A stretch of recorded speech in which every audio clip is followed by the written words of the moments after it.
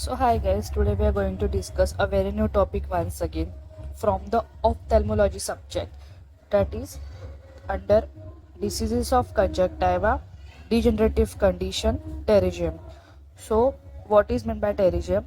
Pterygium means a wing. It's a Latin term for wing. It's a wing shaped fold of conjunctiva encroaching upon the cornea from either side of within the interpalpebral fissure. As you can see in this diagram, that's the wing shaped feature from either side of within the interpalpebral fissure.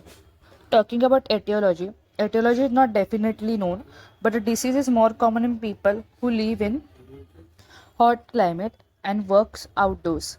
Therefore, the most accepted view is that due to prolonged environmental factor, as these two being the environmental factors, that is UV rays, dry heat, high wind, and abundance of dust, most of these factors are responsible for the exposure to pterygium.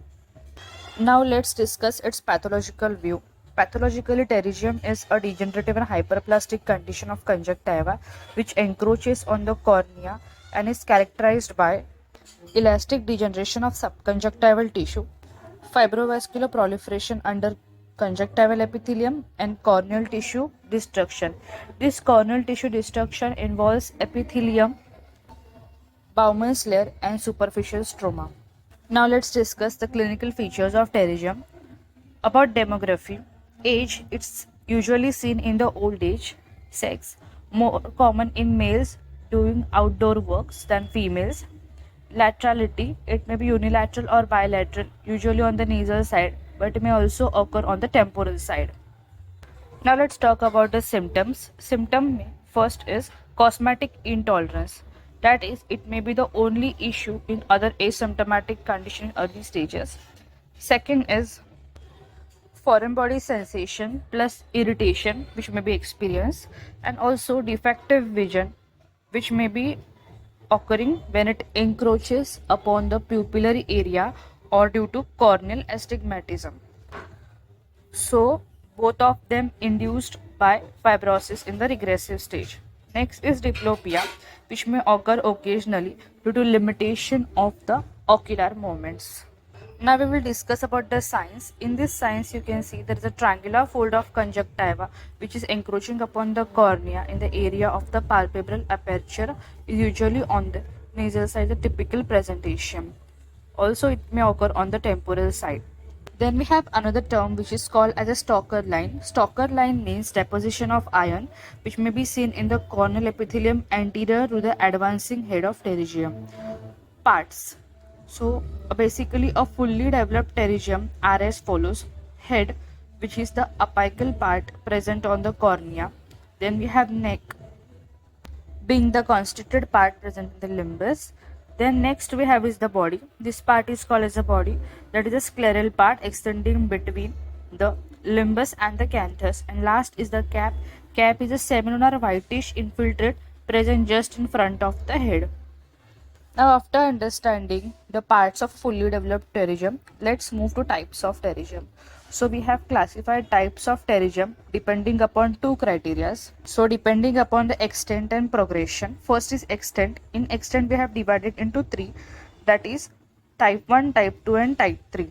Type 1 being the one which extends less than 2 mm onto the cornea. Type 2 being the one which extends up to 4 mm in the cornea, and type 3 which is the one which extends more than 4 mm of the cornea and it involves the visual axis. Now depending upon progression, we have divided into progressive and regressive. What is progressive?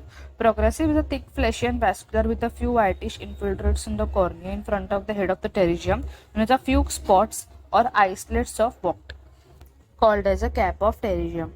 And in regressive, basically there is no cap present. So cap is not present in regressive, but there is a deposition of iron known as a Stalker's line, as we discussed earlier. And this deposition of iron is anterior to the head of the pterygium. That is in this position, anterior to head of pterygium, and no cap present in regressive pterygium. And as compared to progressive pterygium, it is thin and atrophic. Well, progressive pterygium is thick and fleshy and vascular. So that's the difference between progressive and regressive pterygium. So here we have in complication, infrequent and rare complication. Infrequent we have cystic degeneration and infection, and in rare we have neoplastic changes like epithelioma, fibrosarcoma or malignant melanoma. Now let's discuss about differential diagnosis, that is the difference between a pterygium and a pseudopterygium. So what is basically a pseudopterygium? Pseudopterygium is a fold of bulbar conjunctiva attached to the cornea. It is formed as a response of acute inflammatory episode to chemical burn, marginal corneal ulcer or corneal trauma, and cicatrizing, that is scarring conjunctivitis. And also it results due to adhesion of the chemosed bulbar conjunctiva with the peripheral deepithelialized corneal surface. Now, as this table explains difference between a pterygium and pseudopterygium, which helps us in differential diagnosis. So, pterygium etiology is degenerative process, and pseudopterygium is an inflammatory process. It is an acute inflammatory process, as we saw above. Age is usually occurs in elder person. It can occur in any age in pseudopterygium. Site is usually situated in the palpebral aperture, and in the pseudopterygium it occurs at any site. But as we discussed earlier, it is formed as a response of acute inflammatory response, and it is a fold of bulbar conjunctiva attached to the cornea. Then next is site, always situated in palpebral aperture. Stages, either progressive or regressive or stationary, always stationary. Then is probe test. Probe cannot be passed underneath, and a probe can be passed under the neck. Now we will talk about the treatment of pterygium. Medical treatment is of not much used. What we give basically the tear substitute, and it may be used in patient with small regressive pterygium for dry eye symptom. Topical steroid for associated inflammation. Protection from UV rays with you by using sunglasses decreases the growth stimulus. Growth stimulus, that is growing, that is progressing to a progressive pterygium. Then surgical excision. Surgical excision can be seen as the only satisfactory treatment which may be indicated for cosmetic disfigurement, visual impairment, regular or irregular astigmatism involved, continued progression to pupillary area, diplopia due to interference in ocular movement. And also we have surgical excision with free conjunctival limbal autograft cloud taken from the same eye or other eye, and presently the preferred technique.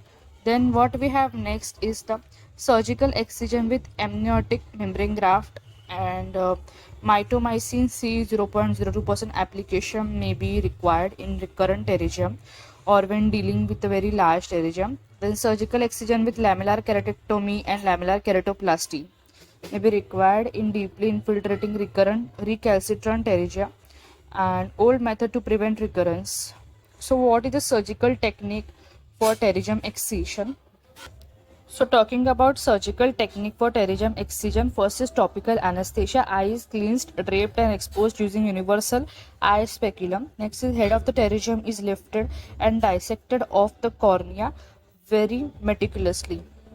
As you can see in this diagram, this is the head of the pterygium. It's being lifted and it's being dissected off the cornea very meticulously.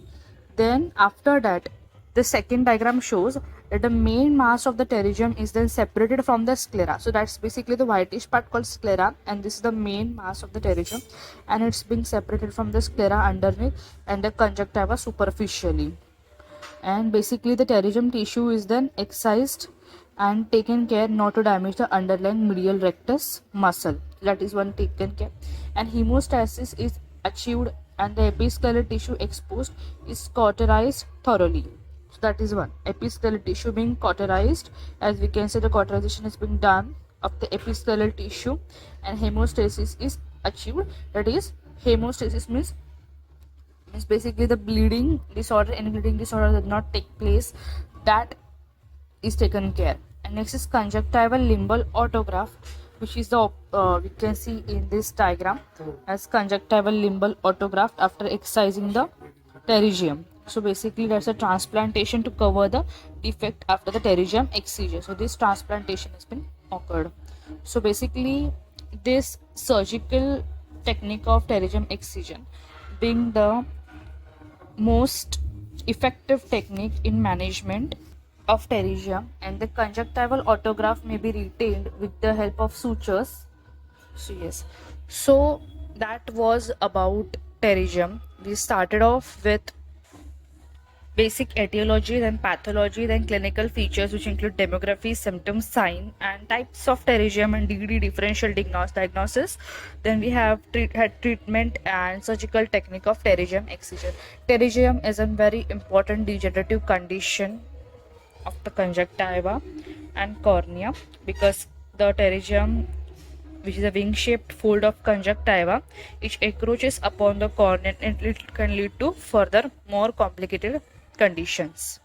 So yes, guys, that was a basic thing or a basic info about terrorism, which I tried to explain. Hope you like the video and you understand the basic things which were being tried to expose over here or tried to be simplified. Your coordination matters a lot and it supports throughout my new experiences. Thank you so much for patient hearing and listening and basically hitting upon this video. Thank you so much for understanding and taking interest upon learning in Thuringium, and there are more advanced concepts in this which will be discussed maybe later. Let's see what further video will be upon, but right now, for now, that's the brief information about Thuringium which needs to be explained and exposed.